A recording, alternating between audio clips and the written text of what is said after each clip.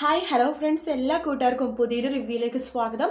അങ്ങനെ അഞ്ജലിനെ കണ്ടുപിടിക്കുകയാണ് നമ്മുടെ അശ്വിനും അതുപോലെ തന്നെ ശ്രുതിയും കൂടി ചേർന്നിട്ട്. അഞ്ജലിനെ കാണുന്നതും അശ്വിൻ പെട്ടെന്ന് അവിടെ ഇരുന്ന് പോകുക കേട്ടോ. അതിനുശേഷം അഞ്ജലിനെ തന്നെ കുറച്ചേരം നോക്കിക്കൊണ്ടിരിക്കുകയാണ്. അഞ്ജലി കരഞ്ഞ് തളർന്നിരുന്നിട്ടുണ്ടായിരുന്നു. അഞ്ജലി അടുത്ത് അശ്വിൻ പറയുന്നുണ്ട്, ചേച്ചി ഞങ്ങൾ ചെറുപ്പത്തിൽ ഒരുപാട് വഴക്ക് പിടിച്ചിട്ടുണ്ട്, അതുപോലെ തന്നെ പിണങ്ങിയിട്ടുണ്ട്, ഇണങ്ങിയിട്ടുണ്ട്. പിണക്കം കഴിഞ്ഞ് ഇണങ്ങുന്ന സമയത്ത് ചേച്ചി എനിക്ക് കഥകൾ പറഞ്ഞു തരാറുണ്ട്. അത് കഴിഞ്ഞിട്ട് നമ്മളെ ഇണങ്ങണത് ചേച്ചിക്ക് ഓർമ്മയുണ്ടോ? ഇപ്പം ഞങ്ങൾ വീണ്ടും പിണങ്ങിയിരിക്കുകയാണ്. ചേച്ചി എനിക്കൊരു കഥ പറഞ്ഞതാ, ഞങ്ങൾക്ക് ഈ പിണക്കം ഇണക്കമാക്കി മാറ്റാം എന്ന് പറയുമ്പോൾ അഞ്ജലി പറയുന്നുണ്ട്, വേണ്ട കുഞ്ഞ, കഥ പറയാനുള്ള മൂഡിലല്ല ഞാനിപ്പോൾ, കഥ പറയാനുള്ള ആളും ഞാൻ എല്ലാ കഥകളും മറന്നിരിക്കുന്നു എന്ന് പറയുവാണ്. ആ സമയത്ത് അശ്വിൻ പറയുന്നുണ്ട്, ചേച്ചി എന്താ ചേച്ചി ഇങ്ങനെ? ചേച്ചി വേണമെങ്കിൽ എന്നെ അടിച്ചോ, എനിക്കൊരു കുഴപ്പമില്ല, അടിക്ക് ചേച്ചി എന്ന് പറയുകയാണ്. ആ സമയത്ത് അഞ്ജലി കൈ ഇങ്ങനെ പൊക്കോന്നുണ്ടെങ്കിലും അടിക്കത്തില്ല കേട്ടോ. അതിനുശേഷം അഞ്ജലി പറയുന്നുണ്ട്, നിനക്കറിയാം എനിക്ക് നിന്നെ ഒരിക്കലും അടിക്കാനോ തല്ലാനോ ഒന്നിനും സാധിക്കില്ലെന്ന്, പിന്നെ എന്തിനാ കുഞ്ഞ എന്നിങ്ങനെ പറയാണ്. ഇതെല്ലാം കണ്ടുകൊണ്ട് ശ്രുതി ഒരു മൂലക്ക് മാറി നിൽക്കുന്നുണ്ട് കേട്ടോ. ആ സമയത്ത് അശ്വിൻ പറയുന്നുണ്ട്, ചേച്ചി എന്തിനാ ചേച്ചി വഴക്കിടുമ്പോൾ എന്നോട് പറയാണ്ട് എങ്ങോട്ടെങ്കിലൊക്കെ ഇറങ്ങി പോവാണ ഈ സ്വഭാവം കാണിക്കണത്? ചേച്ചി എന്തിനാ ചേച്ചി ഇങ്ങനെയൊക്കെ ചെയ്യണത്? നമ്മുടെ അമ്മ നമ്മളോട് ചെയ്ത പോലത്തെ തെറ്റ് ചേച്ചി എന്നോടും ചെയ്യുവാണോ?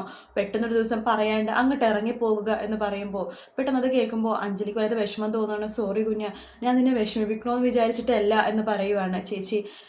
ചേച്ചി എനിക്കറിയാം, ചേച്ചി എപ്പോഴും എൻ്റെ നല്ലതിന് വേണ്ടി എല്ലാം ചെയ്യുള്ളൂ, അറിയാണ്ട് സംഭവിച്ചു പോയതാ ചേച്ചി എന്നോട് ക്ഷമിക്കുക എന്നൊക്കെ പറയുകയാണ്. എല്ലാ കുഞ്ഞ, ഞാനിവിടുള്ള കാര്യം നീ എങ്ങനെ അറിഞ്ഞു എന്ന് അഞ്ജലി ചോദിക്കുമ്പോൾ അത് പെട്ടെന്ന് തന്നെ അശ്വിൻ നമ്മുടെ ശ്രുതിയുടെ മുഖത്തേക്ക് നോക്കുവാണ്. ആഹാ, ശ്രുതി എന്ന് അഞ്ജലി സന്തോഷത്തോടു കൂടി നോക്കണ സമയത്ത് അശ്വിൻ പറയുന്നുണ്ട്, അതെ, ഇവളാ സൂചന തന്നത് ചേച്ചി ചിലപ്പോൾ ഇവിടെ ഉണ്ടാകുമെന്ന്.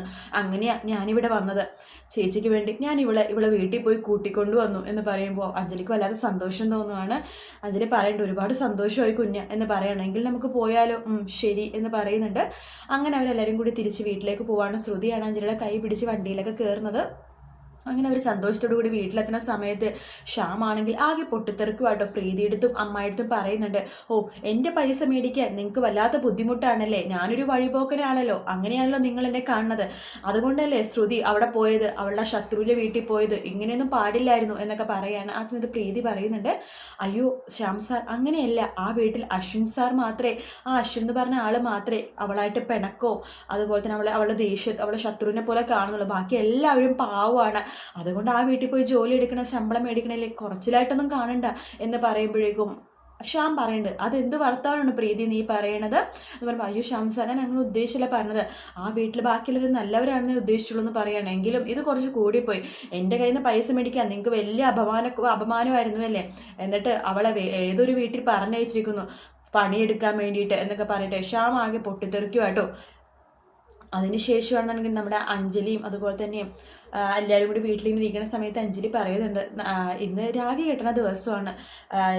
അപ്പം മുത്തശ്ശി പറഞ്ഞിട്ട്, ചെറുപ്പം മുതൽ കേട്ടു ശ്രുതി മോളെ, ചെറുപ്പം മുതൽ അശ്വിനും അതുപോലെ തന്നെ ആകാശിനും രാഖി കെട്ടിക്കൊടുക്കണത് അഞ്ജലി മോള എന്ന് പറയുവാണ്. അഞ്ജലി ചോദിക്കണ്ട, അല്ല ശ്രുതി, നീ ആർക്കാ ഈ പ്രാവശ്യം രാഖി കെട്ടിക്കൊടുക്കണേന്ന് ചോദിക്കുമ്പോൾ, സോറി ചേച്ചി, എനിക്ക് ആങ്ങളമാരൊന്നുമില്ല, അതുകൊണ്ട് ഞാൻ രാഖി ആർക്കും കെട്ടിക്കൊടുത്തിട്ടില്ല. ആഹാ, അങ്ങനെയാണോ? എങ്കിലൊരു കാര്യം ചെയ്യാം, നിനക്ക് ഈ പ്രാവശ്യം രാഖി കെട്ടാൻ ഒരാൾ ഞാൻ ഏർപ്പാടാക്കാം എന്ന് അഞ്ജലി പറയുവാട്ടോ. അതിനുശേഷം അഞ്ജലി ഫോൺ എടുത്തോട്ട് പുറത്തേക്ക് പോകുവാണ്.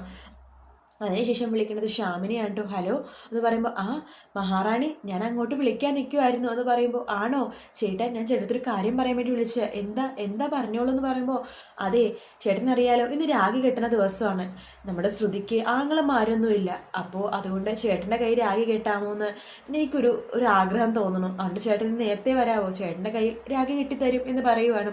അത് കേൾക്കണതും നമ്മുടെ പെട്ടെന്ന് ശ്യാമിന് ദേഷ്യം വരും കേട്ടോ.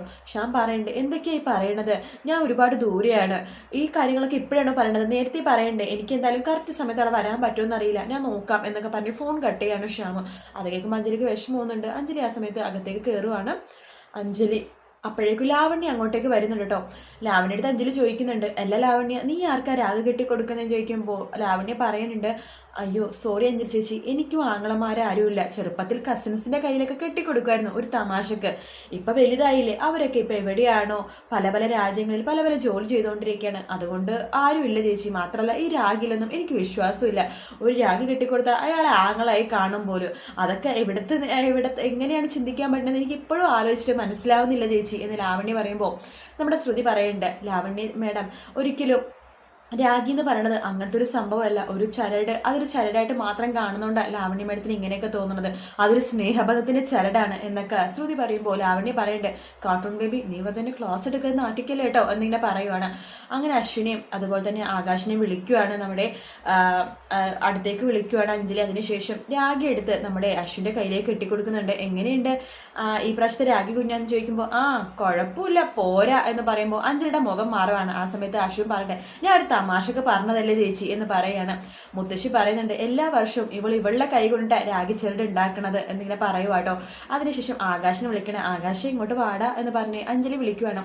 ആകാശിന്റെ കയ്യിൽ രാഖി കെട്ടി കൊടുക്കുന്നുണ്ട്. അതിനുശേഷം രാമേട്ടൻ ലഡ്ഡു ആയിട്ട് വരുമ്പോൾ ആ ലഡ്ഡു ഒരെണ്ണം അശ്വിനും ആകാശിനും അതുപോലെ തന്നെ അവിടെ എല്ലാവർക്കും കൊടുക്കുവാട്ടോ നമ്മുടെ രാമേട്ടൻ. അതിനുശേഷം ആ ലഡ്ഡു തിന്നാൻ വേണ്ടി അശ്വിൻ പോകുമ്പോഴേക്കും ലാവണ്യ പറയുന്നുണ്ട്, അയ്യോ സർ അത് കഴിക്കല്ലേ, അത് ഷുഗർ ഉണ്ട് എന്ന് പറയുവാണ്. ആ സമയത്ത് നമ്മുടെ അഞ്ജലി പറയുന്നുണ്ട്, പേടിക്കേണ്ട ലാവണ്യ, ഇത് ഷുഗർ ഫ്രീ ആണ് എന്ന് പറയുകയാണ്. അതിനുശേഷം എല്ലാവരും ലഡ്ഡു കഴിക്കുവാട്ടോ, എല്ലാവരും ആസ്വദിച്ച് കഴിക്കുന്നുണ്ട്. അശ്വിൻ പറയുന്നുണ്ട്, ആയി ചേച്ചി ഈ പ്രാവശ്യത്തെ ചേച്ചിയുടെ ലഡ്ഡു സൂപ്പർ അത്യുഗ്രൻ അടിപൊളിയായിട്ടുണ്ടെന്ന് പറയുമ്പോൾ അഞ്ജലി പറയണ്ട, അയ്യോ കുഞ്ഞ ഈ പ്രാവശ്യം ലഡ്ഡു ഞാൻ ഉണ്ടാക്കിയതല്ല ശ്രുതി ഉണ്ടാക്കിയതാ എന്ന് പറയുമ്പോൾ അശ്വിനെ വല്ലാത്ത പോലെ ആവാട്ടോ. അശ്വിന് എന്ത് പറയണം എന്നറിയാണ്ട് അശ്വിൻ അവിടെ തന്നെ നിൽക്കുവാണ്. ശ്രുതിയാണെങ്കിൽ ജയിച്ച പോലെ അവിടെ നിൽക്കുന്നുണ്ട്. അശ്വിൻ മടങ്ങുമായിട്ട് ആ ലഡു ആദ്യം തന്നെ ഫുള്ളും കഴിച്ചു കഴിഞ്ഞാൽ ടേസ്റ്റ് ഉള്ളതുകൊണ്ട്. അതിനുശേഷം കാണിക്കുന്ന ശ്യാമിനെയാണ്. ശ്യാം ആകെ ദേഷ്യത്തിൽ റോട്ടിൽ കൂടി നടന്നു പോവാണ്. എങ്കിലും അവൾ എങ്ങനെ എന്നോട് പറഞ്ഞു, ശ്രുതി എൻ്റെ കൈ രാഖി കെട്ടുപോലും, രാഖി കെട്ടിക്കഴിഞ്ഞാൽ അവളെന്നെ പെങ്ങളെ പോലെ കാണണം, ഒരിക്കലും അതിന് ഞാൻ സമ്മതിക്കില്ല, ശ്രുതി എൻ്റെ കൈ രാഖി കെട്ടാൻ പാടില്ല എന്നൊക്കെ തന്നെ പറഞ്ഞ റോട്ടിൽ കൂടി നടക്കുന്ന സമയത്ത് ഒരു ഓട്ടോറിക്ഷ ഇടിക്കാൻ പോവാട്ടോ. അതിനുശേഷം ആ ഓട്ടോക്കാരൻ പറയണ്ടേ, എവിടെ നോക്കിയാടോ നടക്കണത്, ആരേക്കും ആലോചിച്ച് നടന്നോളും എന്ന് പറയുമ്പോൾ ശ്യാമിനെ ദേഷ്യം വരുവാണ്. എന്താടോ താൻ പറഞ്ഞത് എന്ന് പറഞ്ഞിട്ട് ഓട്ടോക്കാരനെ വലിച്ച് കീറാൻ വേണ്ടി ശ്യാം ഇങ്ങനെ അയാളെ പിടിച്ചെഴുന്നേൽപ്പിക്കുമ്പോഴേക്കും നാട്ടുകാരൊക്കെ വരുന്നുണ്ട്. ആ സമയത്ത് ഓട്ടോക്കാരൻ പറയണ്ടേ, അയ്യോ ഞാൻ ഒന്നും ചെയ്തില്ല, ഇയാൾ തന്നെയാണ് വണ്ടിക്ക് വട്ടം ചാടിയത്, ഞാൻ വെട്ടിച്ച് മാറുമായിരുന്നു എന്ന് പറയുമ്പോൾ ശ്യാമിന് പെട്ടെന്ന് ബോധം വരുവാണ്. അയ്യോ സോറി ചേട്ടാ, ശരിയാ ചേട്ടാ പറഞ്ഞത്, ഞാൻ എന്തൊക്കെയോ ആലോചിച്ച് അറിയാണ്ട് വന്നു പോയതാ, ചേട്ടനോട് ക്ഷമിക്കണം എന്ന് പറഞ്ഞിട്ട് കുറച്ച് പൈസ കൊടുക്കണം. അയ്യോ ഇതൊന്നും വേണ്ട സാറേ എന്ന് പറയുമ്പോൾ എൻ്റെ ഒരു സമാധാനത്തിൻ്റെ സന്തോഷത്തിന് വേണ്ടി ചേട്ടൻ ഇത് മേടിക്കണം എന്ന് പറഞ്ഞിട്ട് ആ ഓട്ടോക്കാരൻ്റെ കൈ പൈസ കൊടുത്ത് ശ്യാം അവിടെ നിന്ന് നാണക്കേട് എന്ന് പറഞ്ഞിട്ട് ശ്യാം അവിടെ നിന്ന് പോകുവാട്ടോ.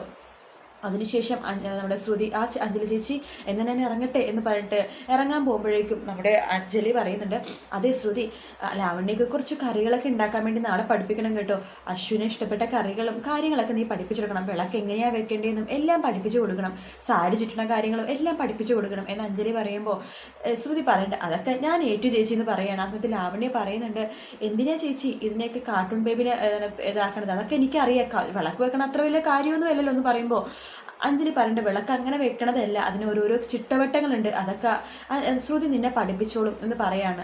സമയത്ത് ശ്രുതി പറയണ്ടേ, ലാവണ്യ മേഡത്തിന് ഞാൻ നല്ലൊരു മരുമകളാക്കി എടുക്കും. വാട്ട് മരുമകളോ, അതിന് ഞാനും അശ്വിൻ സാറാമും കല്യാണം കഴിക്കുന്നില്ലല്ലോ. കല്യാണം കഴിക്കുന്നില്ലേ, പിന്നെ എങ്ങനെയാ എന്ന് ശ്രുതി ചോദിക്കുമ്പോൾ, അതെ കല്യാണം കഴിച്ചാൽ മാത്രം ഒരുമിച്ച് താമസിക്കാൻ പാടുള്ളൂ എന്നുണ്ടോ കാർട്ടൂൺ ബേബി, കല്യാണം കഴിക്കാണ്ടും ഒരുമിച്ച് താമസിക്കാം, ലിവിങ് ടുഗെദറോ അതെന്താ എന്ന് ശ്രുതി ചോദിക്കുമ്പോൾ, അതെന്ന് വെച്ച് കഴിഞ്ഞാൽ നമുക്ക് ഇഷ്ടമുള്ളപ്പോൾ കല്യാണം കഴിക്കുന്ന ആൾക്കാരെ പോലെ നമുക്ക് ഒരുമിച്ച് ജീവിക്കാം, ഒരുമിച്ച് കിടക്കാം, പിള്ളേരെ വേണമെങ്കിൽ നമുക്ക് വേണമെന്ന് വെക്കാം, അല്ലെങ്കിൽ കല്യാണം വേണ്ടെന്ന് വെച്ചിട്ട് നമുക്ക് ഒരുമിച്ച് ജീവിക്കാം, എപ്പോൾ വേണമെങ്കിലും ബന്ധത്തിൽ നിന്ന് പിരിഞ്ഞു പോകാം, ഇതാണ് ലിവിങ് ടുഗെദർ എന്ന് പറയുമ്പോൾ, അയ്യേ ഇതൊക്കെ എന്തെങ്ങനെ നടക്കും എന്നൊക്കെ ശ്രുതി മനസ്സിൽ വിചാരിക്കുന്നിടത്താണ് എപ്പിസോഡ് തീരുന്നത്. വീഡിയോ ഇഷ്ടപ്പെട്ടെങ്കിൽ ലൈക്ക് ചെയ്യുക, സബ്സ്ക്രൈബ് ചെയ്യുക, കമൻറ്റ് ചെയ്യുക. മറ്റൊരു വീഡിയോ വീണ്ടും കാണാം. Take care, bye bye.